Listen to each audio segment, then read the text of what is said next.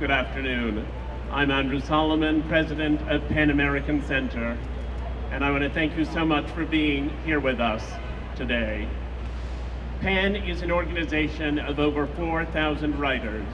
We work to ensure that people everywhere have the freedom to create literature and to express their views, and we defend the written word wherever it is imperiled. Literary protests like this one are a perfect representation of what PEN does. We are at heart an organization founded upon writer-to-writer solidarity, joining together to demand freedom for our fellow writers around the world who are threatened, imprisoned, and even murdered for the simple act of speaking their minds. Tonight, writers from the United States and China will read from the works of imprisoned and exiled Chinese writers and journalists to honor their courage and celebrate their work. This week, China is being feted as Book Expo America's guest of honor. The Chinese government is using BEA to paint a rosy picture of the world of letters in China and to present its approved literature to the world. We are here tonight to tell the other side of that story, the one the government does not want the rest of us to know. Over 40 writers and journalists are currently in prison in China. The government operates the most powerful and comprehensive censorship machine the world has ever seen. The Chinese-sponsored events at BEA will not include the work of Ilham Tohti, a scholar serving a life sentence for his efforts to foster dialogue between the majority Han Chinese population and ethnic minority groups, or the poetry of Liu Sha, currently under house arrest, while her husband, Liu Xiaolu, serves an 11-year sentence for writing Charter 08, a call for political reform and respect for human rights. But we, their fellow writers and supporters, can help ensure that their voices are not silenced and that they are not forgotten. I'd now like to welcome Jonathan Franzen to read a statement written by Ilham Tohti, who received the 2014 PEN Barbara Goldsmith Freedom to Write Award.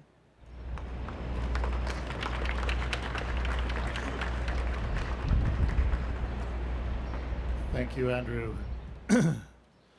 On January 15th, 2014 in Beijing, dozens of police officers raided the home of Uyghur writer and scholar and public intellectual Ilham Tohti and arrested him. Tohti, who is also a member of the Uyghur Pen Center, had created a website, Uyghur Online, to discuss the basic human rights issues his people are confronting. Chinese authorities have now charged him with the crime of, quote, separatism, unquote, which could lead to life in prison or even the death penalty. For his efforts to build bridges among all ethnicities in China, PEN, as Andrew mentioned, awarded Tohti with the 2014 PEN Barbara Goldsmith Freedom to Write Award. There is no doubt that the Chinese government has good reasons to have arrested Mr. Tohti, but people who suppress expression always have reasons that seem good to them. Before his arrest, Tohti could feel the pressure on him building. I'm going to read part of a statement that he wrote in July 2013 and asked to have released if he was detained. There's a lot of tension around here. In the past 2 days, I've been under constant surveillance by police vehicles and national security police officers. It's become apparent to me that I don't have too many good days remaining, and I have a feeling that the Chinese government may not have the best intentions in dealing with my situation. So I think it's necessary for me to leave behind a few words while I'm still able to do so. First, I want to emphasize that there are currently no physical marks or bruises on my body. About 2 months ago, Minzu University performed physical examinations on all its teachers, including me. The results of my exam have been recorded and sent to all the major hospitals in Beijing. At present, my health is excellent. The last time I wasn't well was on February 2, 2013, after I was beaten by several national security officers at the airport. The officers punched my heart, and after the incident, I had chest pains whenever I felt tired. But I no longer feel the chest pains. I'm in perfect health. If I pass away in the near future, please know that it won't be the result of natural causes and certainly not of suicide. I am a Uyghur, a father, and a righteous man. I don't espouse suicide, and neither does Uyghur culture. It would be impossible for me to commit suicide. Second, I don't want an appointed lawyer and won't accept one under any circumstances. Third, I will never say anything contrary to my morals and principles, nor will I ever say anything that could harm my people. If, after my arrest, I say anything that deviates from my stated morals, please know that these are not my words. Only under abnormal circumstances might I utter such words. By this I mean an abnormal state of mind, perhaps influenced by drugs or other substances that might coerce a false confession. My fourth point is that I've never associated myself with a terrorist organization or a foreign-based group. The path I've pursued has always been honorable and peaceful. I've relied solely on pen and paper in requesting human rights, legal rights, and autonomous regional rights for Uyghurs, and in appealing for equality with respect to their individuality, religion, and culture. Although I've persistently demanded justice from the Chinese government, I've never followed the path of violence or joined any group that resorts to violence. I've never started an organization, but I've attracted a number of friends and supporters, both Uyghur and Han Chinese, who share my vision. Uyghurs should be able to receive the same respect given to the Chinese and should be granted the means of preserving their dignity. I've never spoken like this before, but I'm quite confident that the Chinese government is trying to get rid of me this time. Please save this statement and keep it until it's necessary to release it. Thank you.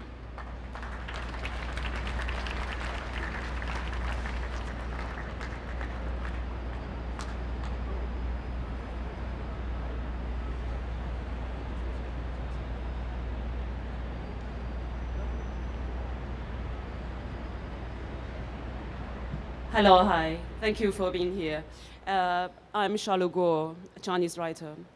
When we think about dissent in China, so often we forgot about Tibetans and Uyghurs, instead thinking that these ethnic groups for a completely separate set of problems than those facing Liu Xiaobo, the Nobel Prize winner still in jail, and Liao Yiwu, the writer exiled in Germany, and Liu Xia still under the house arrest in Beijing.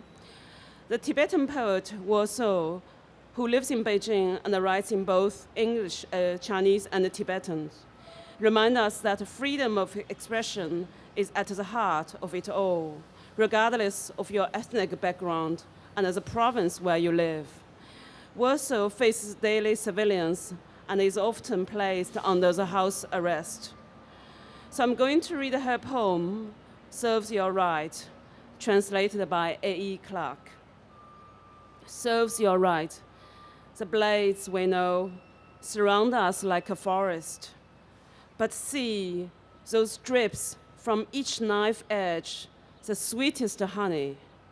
Can't help sticking out our tongue to lick. Such a sweet honey. Take another lick, and another lick, and another lick. Oh, my tongue, and what happened to our tongues? How did they get cut off? October 2007, Beijing. Thanks.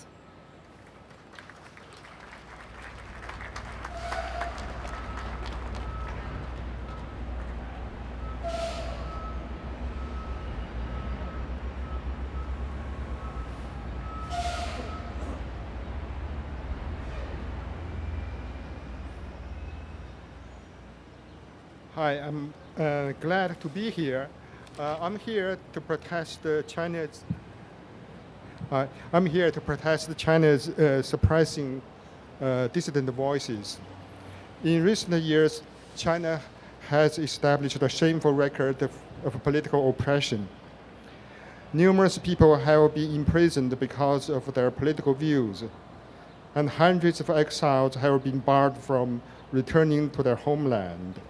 Some were even prohibited from going back to see their dying parents. Ever since Xi Jinping came to power, the Chinese Communist Party has tightened the ideological control and has intended to create an atmosphere of silence and fear. People dare not voice their honest opinions publicly, and many have been disciplined or sentenced to prison because they crossed the party's lines. Despite China's economic growth, there is every indication that the country has begun moving backward toward the dark years of the Cultural Revolution. The Chinese leaders still have the illusion that their one-party rule will last forever. They have been forcing the Chinese to accept the authoritarian regime that belonged to the Mao era. Undoubtedly, such an antiquated attempt is turning China in the direction of a disaster. We are in the 21st century now, and it's common knowledge that one-party rule is a political monster left behind by history. The Chinese people want a country that is open, just, transparent, tolerant of different voices. The Chinese leaders lately had been propagating the notion of a China dream. Of course, we all hope to see a strong, prosperous China. However, such a dream must not be based upon suppressing different voices. Otherwise, it will only become a China nightmare. Here, I appeal to the Chinese government to release Liu Xiaobo, Liu Xia, Gao Yu, Ilham Tohti, Pu Zhiqiang, Guo Yushan, and other prisoners of conscience, to stop abusing Ai Weiwei, Auster, and other dissidents and civil rights advocates, and to open China's door to the exiles who are longing to return. I also have a China dream. I hope that someday any Chinese citizen can criticize their president or premier publicly without fearing punishment, and that people in China are free to publish newspapers and to found their own political parties. Thank you.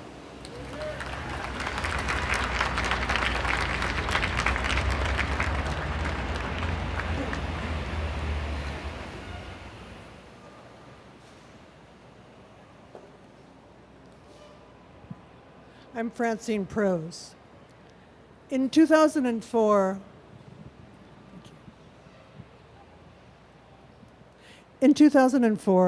our colleague, independent Chinese Penn Center member and investigative journalist Zhou Qing is the one who exposed the Chinese tainted food crisis.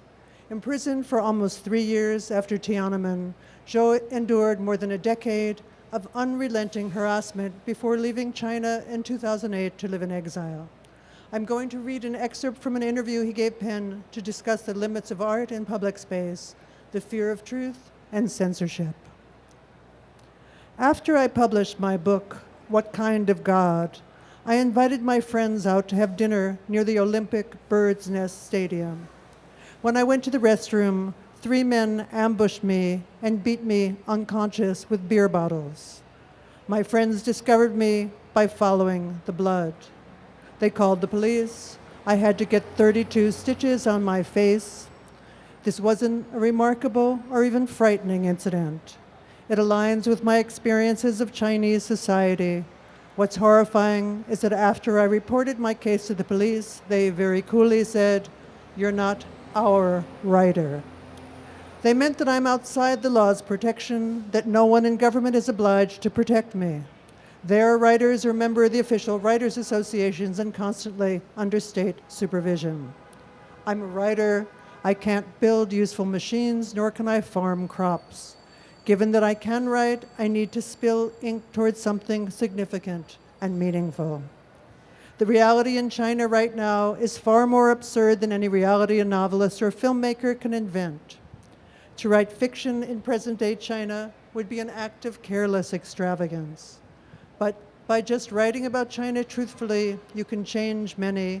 It's a hopeless task, but it's better to attempt it than not. For both the government and the people, though, the first reaction to truth is fear. The government fears that the truth will nullify their authority. A society without truth is terrifying. The cycle just goes on forever. In China, possession of the truth has brought people endless grief. A normal citizen who knows the truth and speaks it might lose his or her family or job.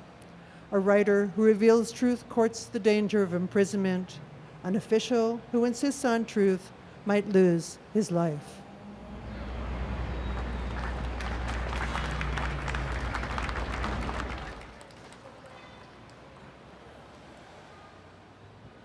Hi, my name is Murong Xuecun, a Chinese independent writer.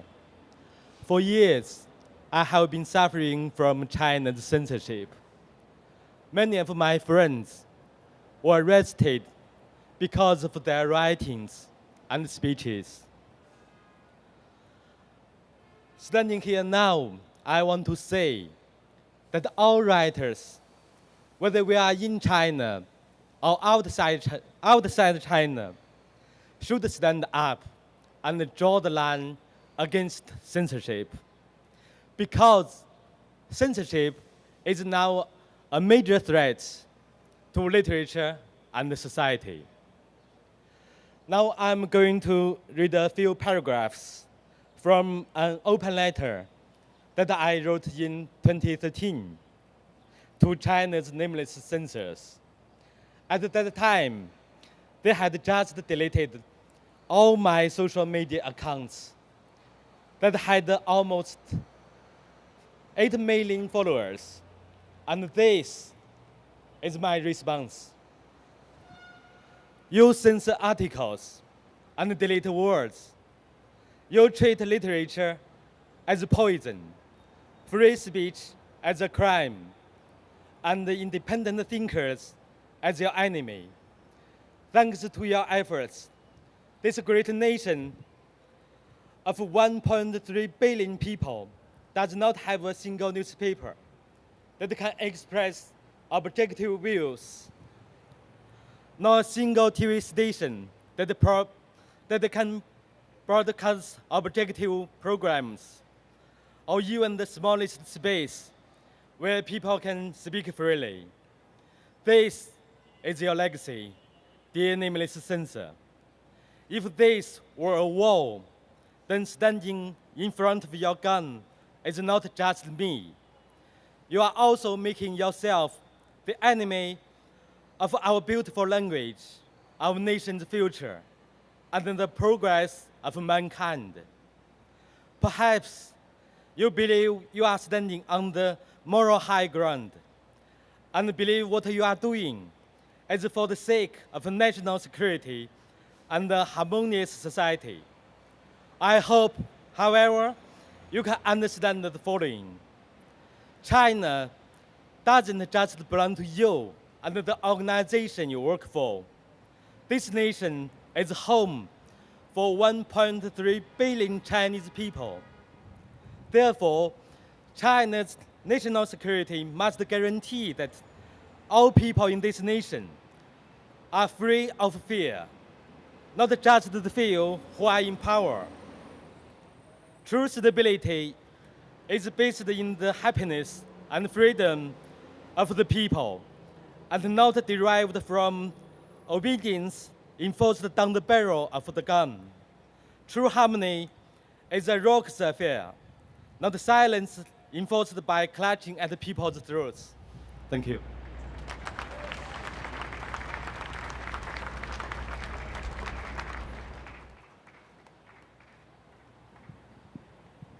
Hi, I'm A.M. Holmes. In December 2013, when Lu Xia heard that her friends were going to be putting together a reading of her newly translated poems in New York City, she recorded a video of herself reading 2 new poems and managed to smuggle it out of the country. The untitled poem was translated by Ming Di and Jennifer Stern. Is it a tree? It's me, alone. Is it a winter tree? It's always like this, all year round. Where are the leaves? The leaves are beyond.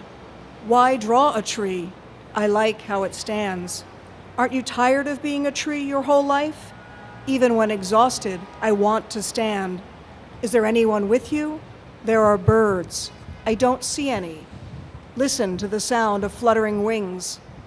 Wouldn't it be nice to draw birds on the tree? I am too old to see, blind. Perhaps you don't know how to draw a bird at all. You're right, I don't know how. You are an old, stubborn tree. I am.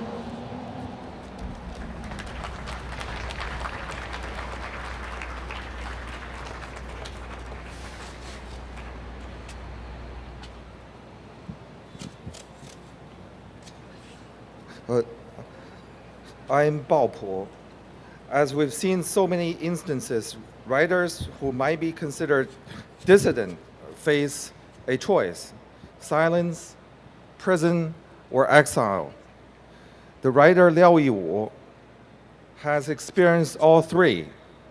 I'm going to read an excerpt from his The Garbage Dump and Organized Crime, translated by Scott Savitt and published by in Pan 2013 report, Creativity and Constraint in Today's China.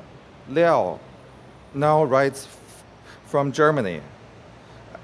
As an old-fashioned writer, I seldom surf the web, and the Arab Spring passed me by. But staying on the sidelines did not spare me. When the public security officers learned that the two of my books were going to be published in Germany, Taiwan, and the US, they began phoning and visiting me. And in March, my police handlers stationed themselves outside my apartment to monitor my daily activities. Publishing in the West is a violation of Chinese law, they told me. Your prison memoir tarnished the reputation of China and the prison system. The God is Red distorts the party's policy on religion and promotes underground churches. If I refuse to cancel my contract with Western publishers, they said, I would face legal consequences. Then I received an invitation from Salman Rushdie, asking me to attend the Pan World Voice Festival in New York. I immediately contacted the local authority to apply for permission to travel outside of China, booked myself a plane ticket, but the day before my scheduled departure, a police officer called me to have a tea, informing me that my request had been denied. If I insist on going to the airport, the officer told me, they would make me disappear, just like Ai Weiwei. I was shaken. In the end, I decided to leave my loved ones and worldly possessions, took a wild chance, and fled China. I kept my plan to myself. I didn't follow my usual routine of asking my police handlers for permission. Instead, I packed some clothes, my Chinese flute, and Tibetan singing bowl, and two of my prized books, the records of the grand historian and Yi Jing. Then I left home while the police were not watching and traveled to Yunnan.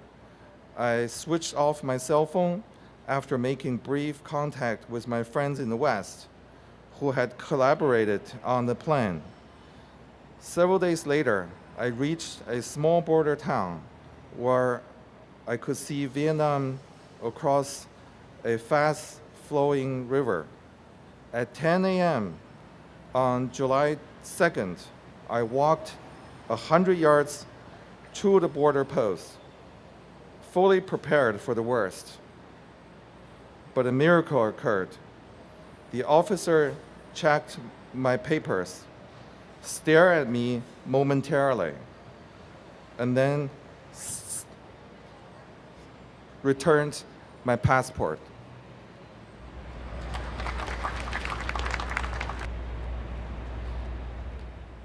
Hello, my name is Paul Auster.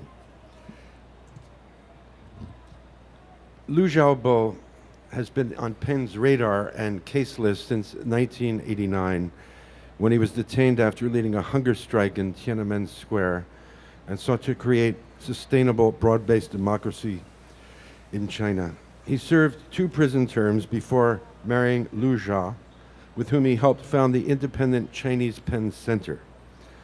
He is now serving an 11-year prison sentence for his work and his writings. The poem I am about to read, Greed's Prisoner, was written in 1999 and translated by Jeffrey Yang. It is a love letter to his wife. A prisoner presses into the crowd of your life, so cruel and full of greed, won't even let you buy a bouquet of flowers for yourself, a piece of chocolate, a pretty dress. He doesn't give you time, not a single minute does he give you. The cigarettes in your hand, he smokes and smokes so neatly, even the ashes don't belong to you. His body in the prison of the Communist Party, so that the spirit cell built for you, without a door, without a window, without a thread of a crack, locks you in solitude until you rot. He forces you to endure each night in the corpse of denunciation. He controls your pen, makes you write endless letters, makes you desperate to find hope. Your suffering's been trampled into his boredom's one pleasure. That bird of yours is lost in the torturous palm lines of his hand, where each path has betrayed you. The empty-eyed, all-ignorant dictatorship has plundered your corpse. In one night, white hairs cover the crown, completing his legend, his myth. The moment he sees himself brimming with righteous deeds, you already possess nothing but this prisoner. His deathly sees the blank space of your future. Another day arrives. Once more he issues an order. Once more you must walk the road alone, without body, without memory, using this hollowed life to carry his heavy bookload on the road with him. He is very good at exploiting each chance to dispossess you of your possibilities. Beloved, my wife, in this dust-wear world of so much depravity, why do you choose me alone to endure? Thank you.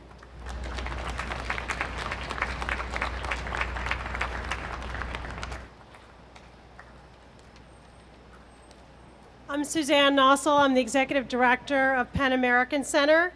And I want to thank the New York Public Library, in particular, Tony Marks, Ken Ween, and Rossini Yen, and Phil and Co., Gary Czar and Cliff Sloan, and Isabel Burton, Melissa Byrne, and the incredible staff, members, interns, and supporters of Penn who made this event happen.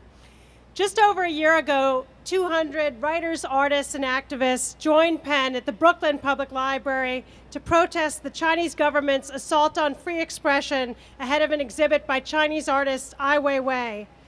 We stood in solidarity, as we do tonight, with the celebrated Chinese writers, journalists, poets, and artists who are in prison or enduring constant harassment because they refuse to be silent. Ilham Tohti, Liu Xiaolu, Liu Jia, Gao Yu, and too many others. Penn has a long tradition of mobilizing the author-activist, the individual whose personal beliefs fuel their creativity and whose creativity galvanizes their conscience. In January, a Penn delegation I was part of traveled to Beijing, and we had the chance to meet with Ai Weiwei, and we asked him, is there ever any risk that Penn's attention to these writers could put them into even more danger? His answer was clear. He said, no, you are their voice. You are their voice. Tonight, we heard some of the great writers of New York and the United States lend their voice to the great writers and artists of Beijing and Shanghai.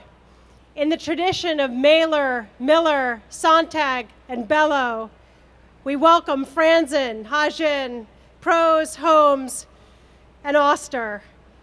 They stand alongside our brave delegation of dissident Chinese writers and publishers, Xiaolu, Bao Pu, and Murong Xuecun, who have risked their safety, their families, and their homeland to speak out and to refuse to be silent.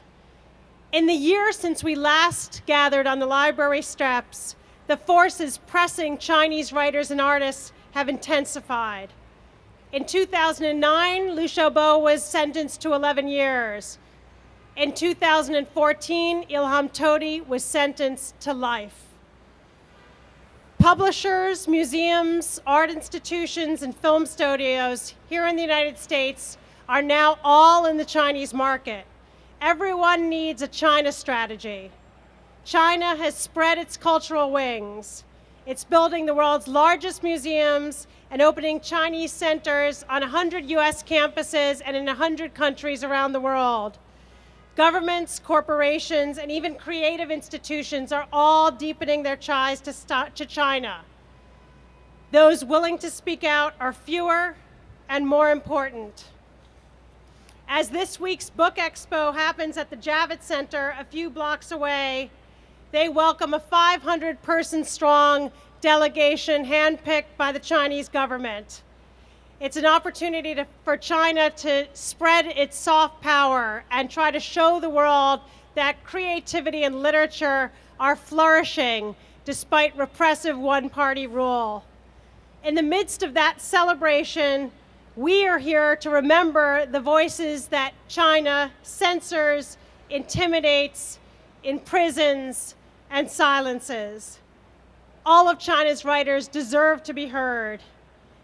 As a closing act, we want to invite all of you to come up here on the steps with us. And we have a sign that we'll be showing, and we'll be taking some pictures. And those pictures will be tweeted and shared and downloaded via VPNs in China and spread around so that Chinese writers know that they are not alone.